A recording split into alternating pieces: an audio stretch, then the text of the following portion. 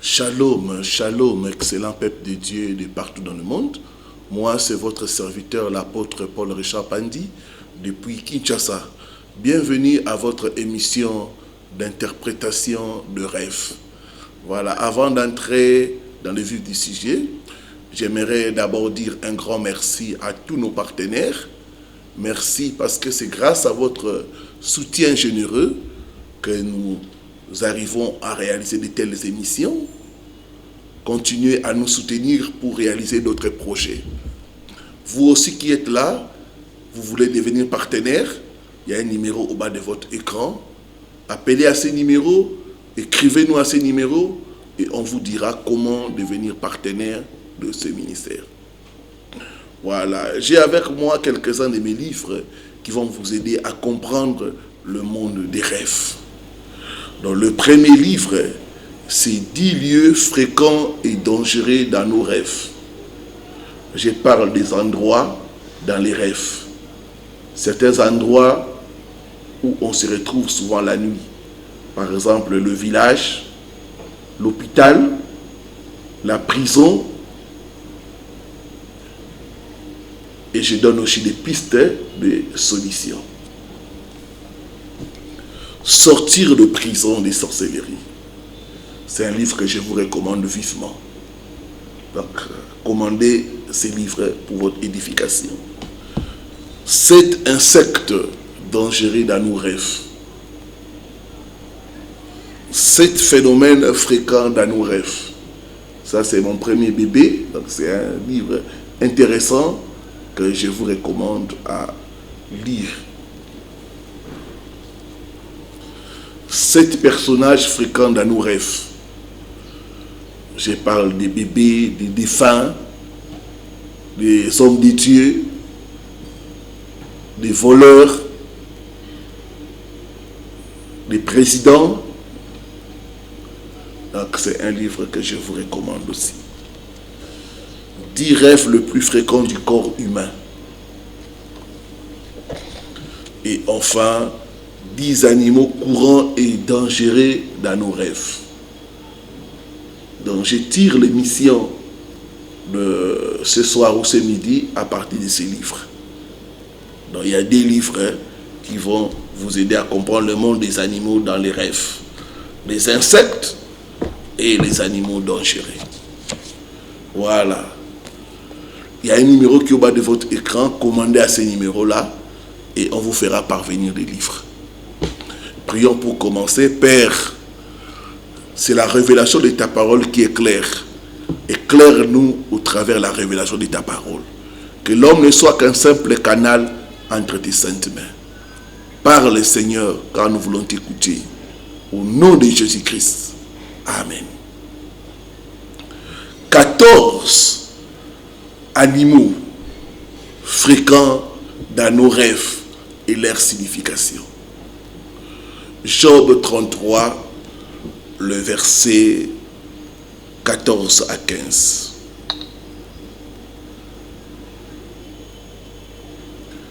Dieu parle cependant, tantôt d'une manière, tantôt d'une autre.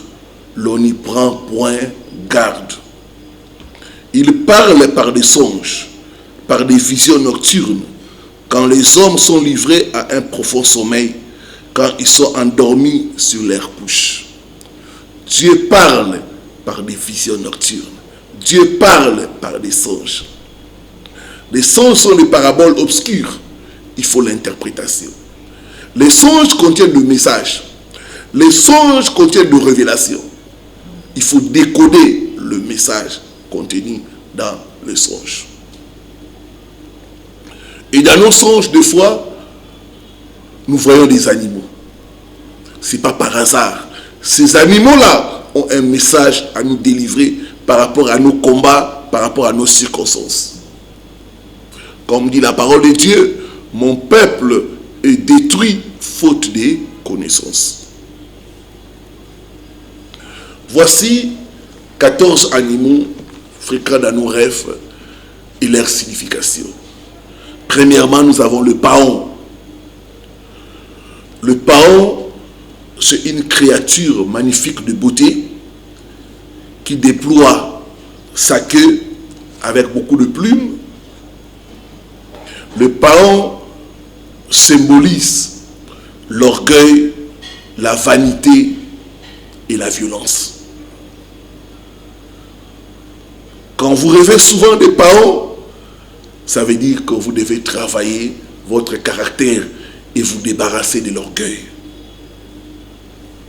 Ça peut être aussi le message que vous êtes centré sur vous-même. La Bible dit, l'orgueil précède la chute. Deuxième animal, les lions. Si vous rêvez souvent des lions, sachez que vous faites face à un adversaire puissant. Vous devez gêner et prier. Les lions représentent le courage, la force, la royauté, mais aussi l'homme fort. Quand un lion vous attaque dans les rêves, c'est dangereux. Il faut se réveiller avec une colère sainte, s'engager dans le combat spirituel. Car il y a un ennemi puissant qui cherche à vous détruire. La Bible dit, le diable rôde comme un lion rugissant. Vous ne devez pas avoir peur. N'ayez pas peur, parce que celui qui est en vous, il est le lion de la tribu de Juda.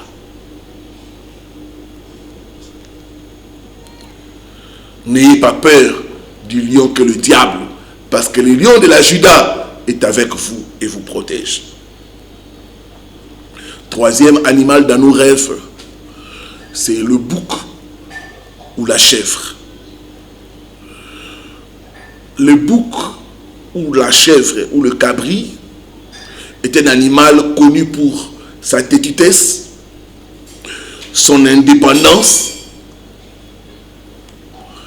Et c'est pourquoi dans la parabole, le Seigneur dit qu'il va mettre dehors, il va mettre de côté, il va séparer les boucs et les agneaux. Le bouc suit son propre chemin. Quand tu rêves souvent de boucs, de chèvres, ça veut dire qu'il y a en toi l'esprit de rébellion.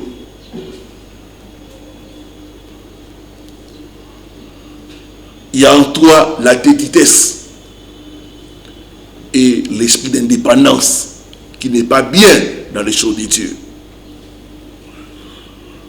Quand tu vois dans les rêves un bouc attaché, ça veut dire que ta vie est enchaînée. Tu as besoin de la délivrance. Quand tu vois dans les rêves, on tue la chèvre ou le bouc, ça veut dire le sacrifice. Il faut beaucoup prier contre l'esprit de mort. Et souvent, les gens qui rêvent souvent les boucs, les chèvres, ont difficile à écouter les conseils. L'esprit de rébellion et de désobéissance. Quatrième animal dans nos rêves, le chien. Le chien, dans la parole de Dieu, représente l'impureté, l'impudicité, l'immoralité sexuelle. Et souvent les chiens, les rêves fréquents des chiens montrent que tu as un mari ou femme de nuit, tu as des problèmes avec les péchés sexuels, ou même ça peut être des attaques de la sorcellerie familiale, parce que le chien est un animal domestique. Donc ça veut dire que tes ennemis sont des gens qui sont tout près de toi, qui cherchent à te détruire. Quatrième animal, le rat. Le rat symbolise la pauvreté, l'esprit dévoreur, les attaques dans les finances. Quand tu vois les rats dans ta maison, ce n'est pas un bon signe. Il faut s'élever, prier contre l'esprit de pauvreté au nom de Jésus-Christ. Sixième animal, c'est l'âne. Voir l'âne dans son rêve. D'autres même, ça peut être le cheval. L'âne, le cheval. L'âne représente le travail dur et sans récompense. Quand tu vois ça dans tes rêves, sache que tu es combattu par un esprit qui te fait travailler durement et tu as des problèmes de récolter. Tu as des problèmes de récompense. il faut se lever dans la prière. Septième animal, les porcs. Les porcs, ou appelés cochons, dans la parole de Dieu, c'est l'image de la saleté, de l'impureté et même de la vie de péché. Quand tu vois souvent dans tes rêves des porcs, ça veut dire que tu vis dans une vie de péché et de désobéissance à la parole de Dieu. Ta vie est impropre à la bénédiction. Et souvent, c'est des gens qui sont conduits par les désirs de la chair. On dit le porc est retourné aux choses qu'il a vomi. Ça peut être aussi l'attaque de l'esprit de rétrogradation. Donc, il faut se lever dans la prière. Huitième animal, la tortue. La tortue symbolise la lenteur et la paresse. Quand tu rêves souvent de tortue, ça veut dire que sur le plan spirituel, ta vie est ralentie. L'ennemi a introduit l'esprit de lenteur et même de paresse. Il faut s'élever dans la prière, libérer tes progrès, chasser l'esprit de lenteur et de paresse au nom de Jésus-Christ de Nazareth. Neuvième, le léopard. Le léopard est associé à la colère, à la haine, au tempérament chaud. Et souvent quand tu rêves de léopard, ça veut dire qu'il faut travailler sur sa colère. Il faut savoir gérer ses émotions. La colère qui brise tout, la colère qui détruit. Et souvent les gens qui rêvent de léopard auront du mal à pardonner, seront des rancuniers. Donc il faut apprendre à pardonner et te débarrasser de l'amertume. Dixième animal, le serpent.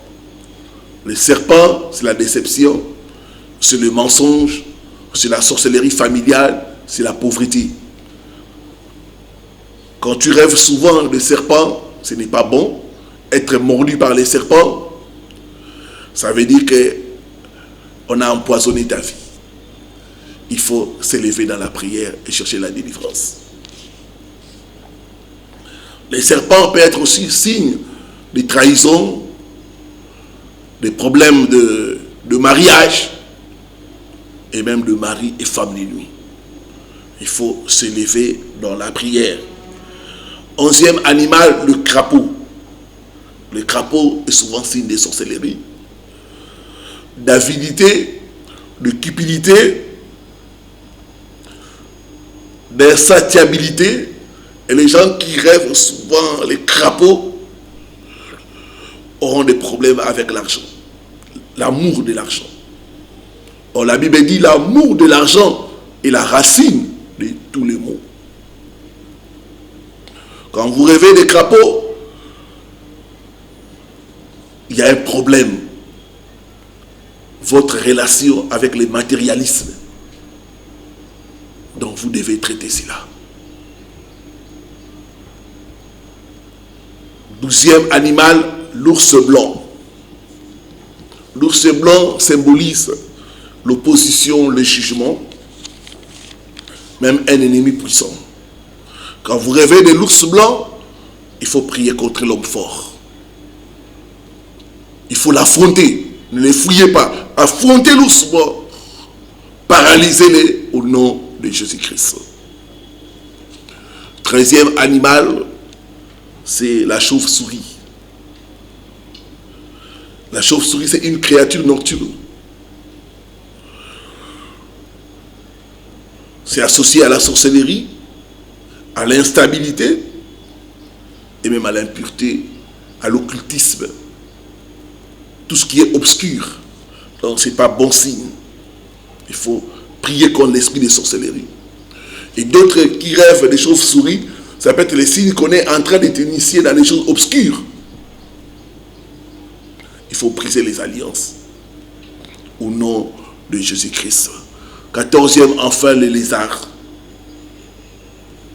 Le lézard a la capacité de se faufiler, de se camoufler, au point où il entre dans nos maisons sans que nous puissions savoir comment.